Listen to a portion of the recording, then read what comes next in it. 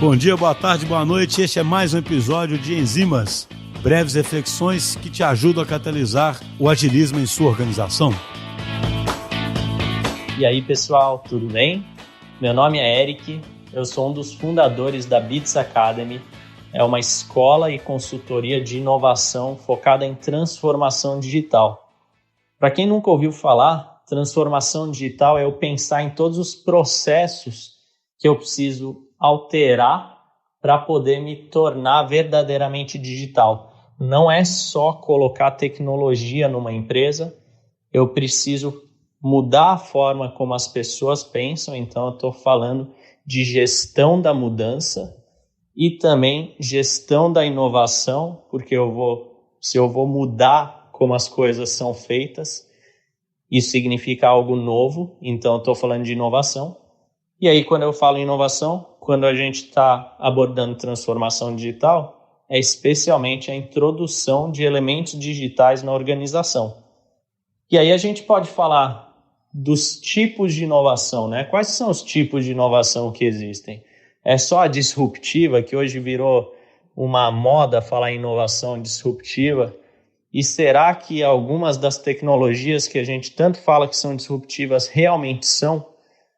Então, os tipos de inovação que a gente tem são 3, basicamente. A incremental, que é a inovação em processos ou em produtos e serviços que já existem, porque eu estou melhorando isso. Tem a inovação radical, que é quando eu crio algo completamente novo que não existia. Isso está muito ligado à ideia que a gente tem de invenções, né? E eu tenho, finalmente, a inovação disruptiva, que é quando eu crio uma inovação radical, que é algo tão radical que chega a mudar o comportamento de como a sociedade fazia as coisas até então.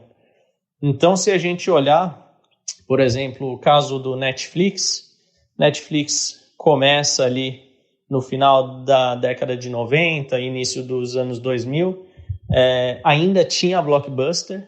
A Blockbuster focava em clientes que queriam alugar VHS, DVD e depois Blu-ray, né? E a Netflix focava em outro gênero de cliente. E aí, de repente, todas as pessoas deixam de ir para a locadora de vídeo ali na metade dos anos 2000, porque não fazia mais sentido. Então, as pessoas deixam de se deslocar até esse local, deixa de comprar um produto físico para comprar um produto online. As pessoas também não precisam mais abrir lojas para vender esse produto e a distribuição é massiva. Então, olha como muda todo o comportamento. Quando a gente fala do segmento de e-hailing, que é o tipo de serviço que o Uber faz, por exemplo, olha como a gente mudou o comportamento também. Não vai mais até a rua, levanta a mão, ou então liga para um ponto de táxi. A gente agora clica no aplicativo, desce e o carro está lá. Então, tudo isso mudou o nosso comportamento. Então, a gente precisa entender o que está por trás dessas inovações, como que a gente muda o comportamento. E aí a gente está falando, inclusive, de comportamento dentro das empresas, a cultura da empresa. E aí a gente fala de cultura de inovação também.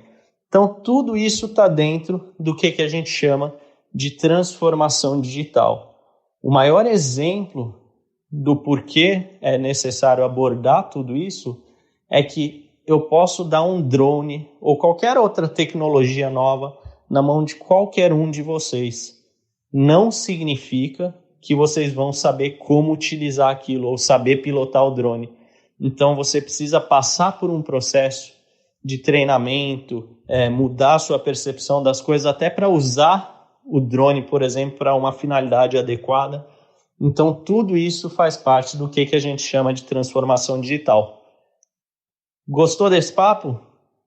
Então, fica conectado, porque em breve a gente vai ter um papo mais profundo e um pouco mais longo para explicar mais sobre inovação e transformação digital e tudo isso que está acontecendo pelo mundo e que você precisa acompanhar.